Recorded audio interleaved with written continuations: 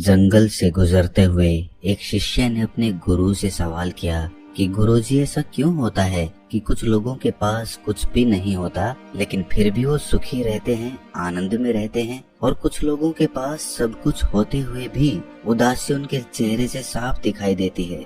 गुरु ने एक मुरझाए हुए फूल की तरफ इशारा करते हुए अपने शिष्य से कहा कि बनते, ये सोचने की और समझने की बात होती है।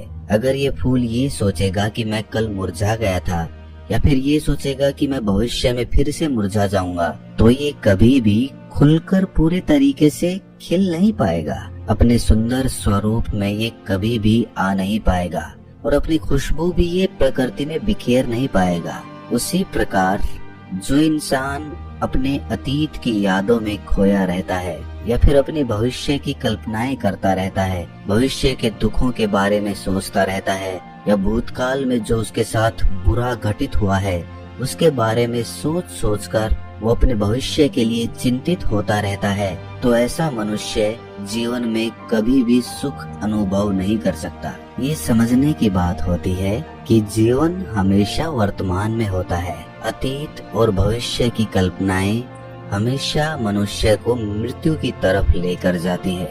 इसीलिए ये जरूरी हो जाता है कि जिस प्रकार हम अपने शरीर की देखभाल करते हैं, उसे बीमारियों से दूर रखने के लिए उसकी अंदर से गंदगी भी साफ करते रहते हैं, उसी प्रकार समय समय पर हमें अपने मन और मस्तिष्क की भी गंदगी साफ करते रहना चाहिए, उसकी धुलाई करते रहना चाहिए। इससे आपकी बुद्धि की क्षमता तो तेज होगी ही होगी, साथ ही साथ आप हमेशा आनंद में रहने का रहस्य जान।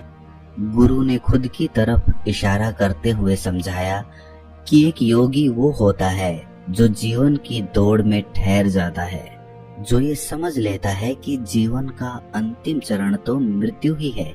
इसीलिए वो जीवन में सुख सुविधाएं हासिल करने के बजाय खुद के मन और मस्तिष्क को एक नए आनंद की तरफ ले जाने का प्रयास करना शुरू कर देता है। शिष्य ने सवाल किया कि गुरुदेव, क्या एक ग्रस्त जीवन में जीने वाला मनुष्य उस आनंद की प्राप्ति नहीं कर सकता? और अगर कर सकता है तो उसे किस प्रकार शुरुआत करनी चाहिए? बिल्कुल कर सकता है, गुरुदेव ने उत्तेजित होकर उत्तर दिया। अगर सभी मनुष्य उस आनंद की प्राप्ति के लिए योगी बनने का निश्चय कर लें, तो इससे तो प्रकृति का चलन ही रुक जाएगा, उसकी जो व्यवस्था है वो बिगड़ने लगेगी।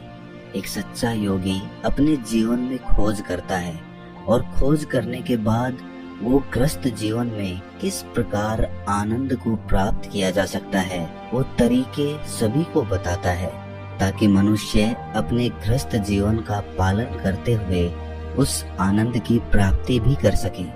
गुरु ने खुद को संबोधित करते हुए उत्तर दिया कि मैंने अपने जीवन में जो खोज की है उसके अनुसार मनुष्य को समय समय पर अपने मन और मस्तिष्क की सफाई करते रहना चाहिए।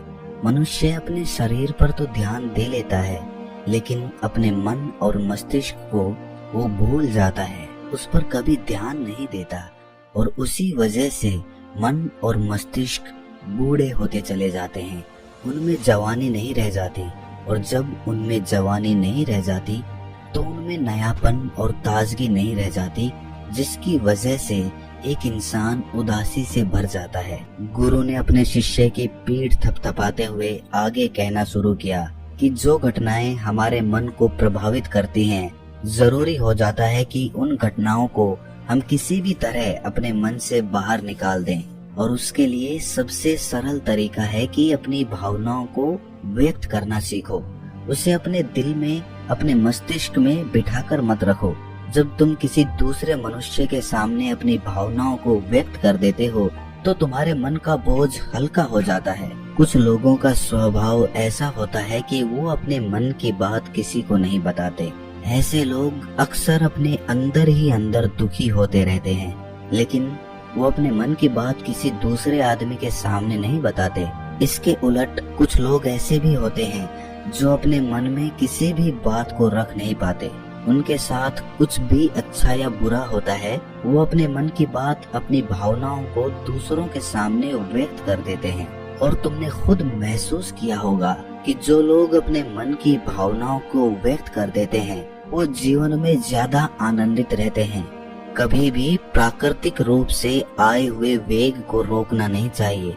जिस वेग को हम रोकने की कोशिश करते हैं वो वेग हमें अंदर से ही खाने लग जाता है।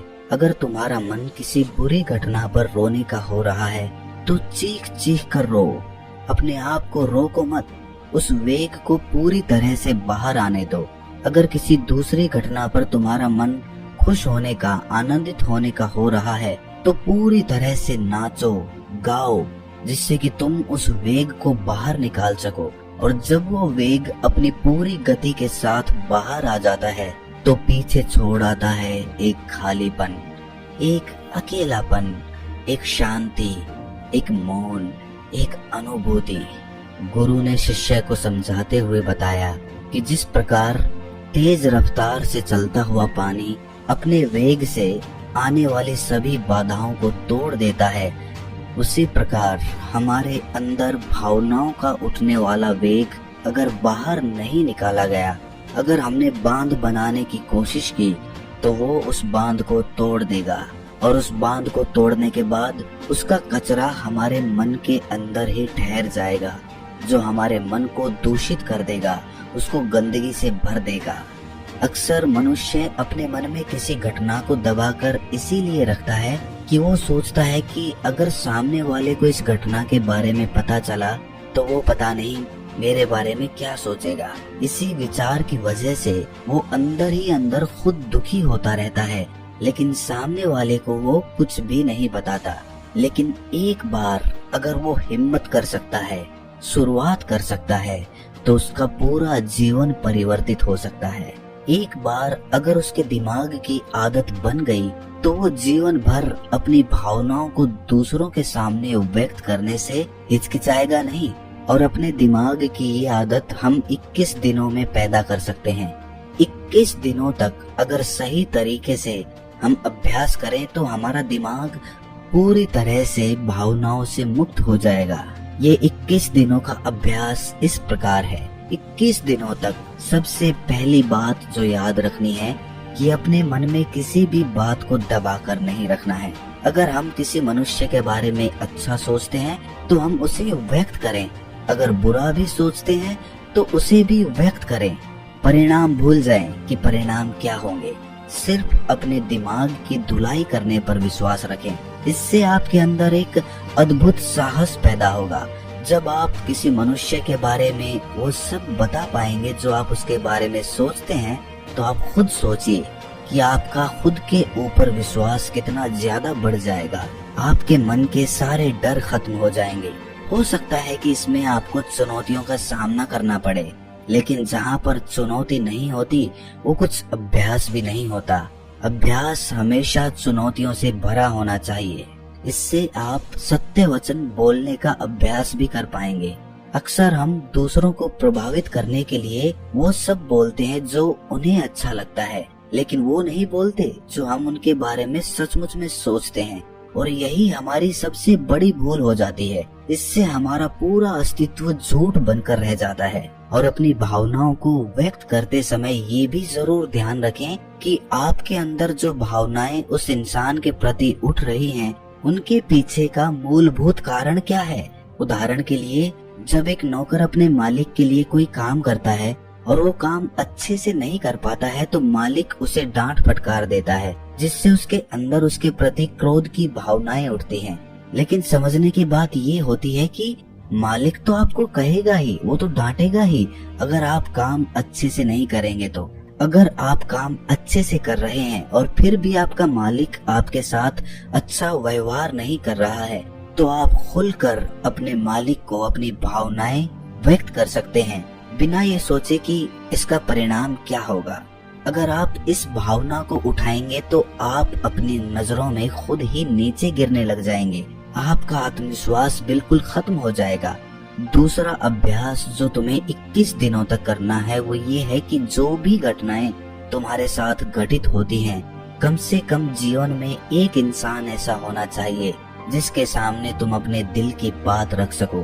चाहे अच्छी बात हो, चाहे बुरी बात हो, वो सब बातें तुम बिना कुछ सोचे विचारे, बिना इस डर से कि वो इंसान तुम्हारे बारे में क्या सोचेगा, तुम उस इंसान को अपनी सारी बातें बता सको और वो इंसान तुम्हारी सारी बातें सुनने के बाद तुम्हारे लिए कोई छवि पैदा ना करे। ऐसे इंसान अपने जीवन में खोजो और उनके सामने अपनी सारी भावनाएं व्यक्त करने की कोशिश करो। दिन में जो कुछ भी घटित होता है, अच्छा लगता है, बुरा लगता है, किसी के प्रति आकर्षण होता है, उसको एक दोस्त की तरह बताने का प्रयास करो। इससे तुम्हें ये पता चल पाएगा कि तुम्हारा मन घटनाओं के प्रति किस प्रकार की भावनाएं पैदा करता है। तुम अपने मन को समझने में सक्षम हो पाओगे। जब तुम किसी दूसरे आदमी को ये सारी बातें बताते हो तो तुम खुद भी अपनी प्रतिक्रियाओं का, उस घटना के प्रति तुम्हारा क्या रवैया रहा है, उसके प्रति खुद का आकलन भी कर पाते हो।